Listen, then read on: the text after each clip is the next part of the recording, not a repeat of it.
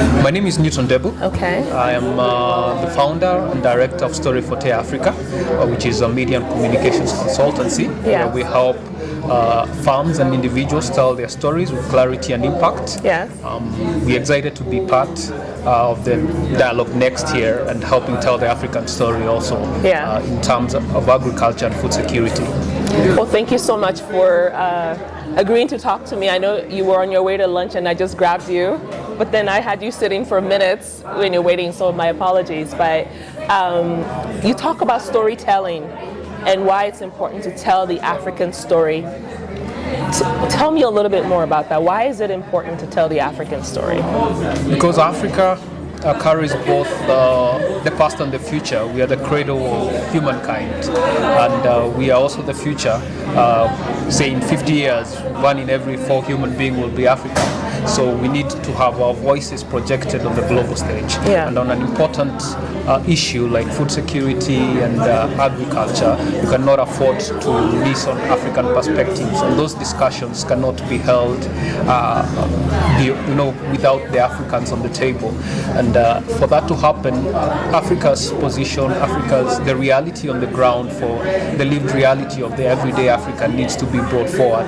And the opportunities that Africa has and the opportunities that are there in building partnerships with the rest of the world brought out in that wider story. For clear discussions to be heard, Africa's voice has to be there. Thank you so much for that. So you talk about how the voices bring credibility to the storytelling, and I appreciate that because at the center we focus on the storytelling of women when it comes to food security. Our 3 pillars focus on agriculture and innovation, the creative economy, which the storytelling component fits into, and then regenerative school feeding. Tell me a little bit about some of the work that you've done telling the stories of women and kind of the role that they play in the food security space. We know that 70% of farmers on the continent are women. Women in Africa are feeding Africa, right?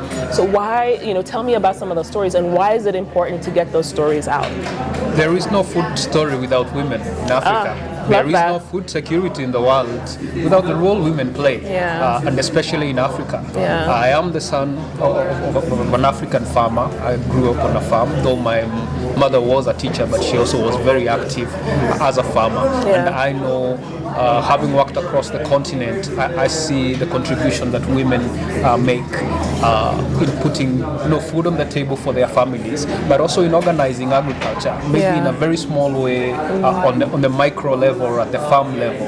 Without the effort and labor and the muscle and wisdom of women also in how they manage the funds, the few resources they have in making agriculture work, there is no story for food security.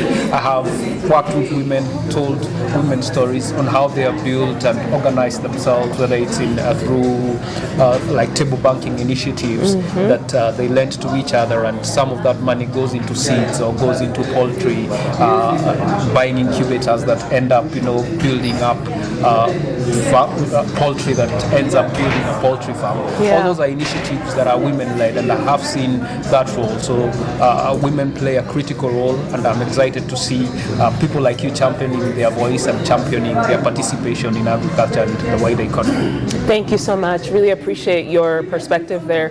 One of the things that I've heard, sort of like running this center with my colleagues is, why is it important to even have a center focused on women solely, right?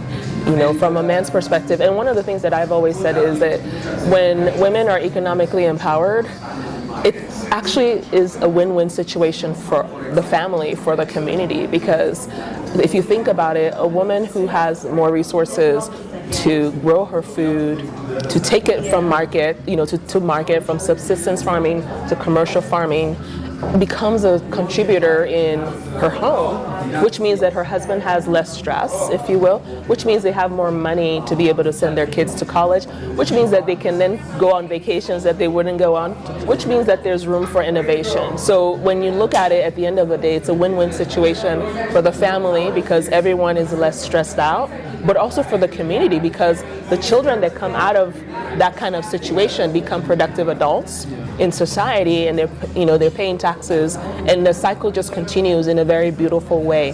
So from a men's perspective, what are your views on having a center that focuses on women, that centers women and their experience? I think it's important to have.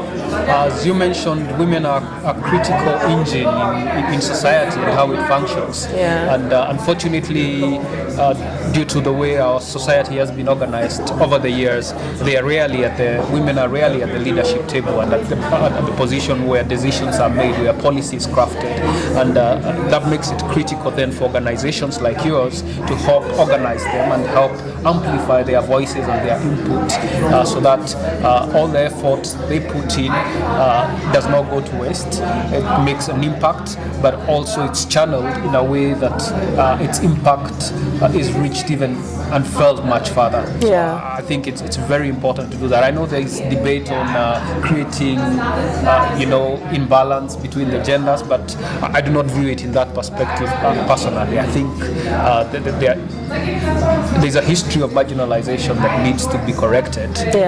There's also the fact that the people who hold the resources, as we speak across Africa, resources are largely in male hands, if we are to speak. So if we are to organize women and to ensure that they are able also to get on the table and get the resources and find a way of recognizing their effort and multiplying its impact, impact the entire society. We'll all be better off when women are better off. Wow, thank you so much. I'm inspired just by your perspective, and obviously your use of words, that's a really excellent note to end on. Thank you for your time. You're welcome. Looking forward to working with you. Looking forward to it. Take care. Thank you very much.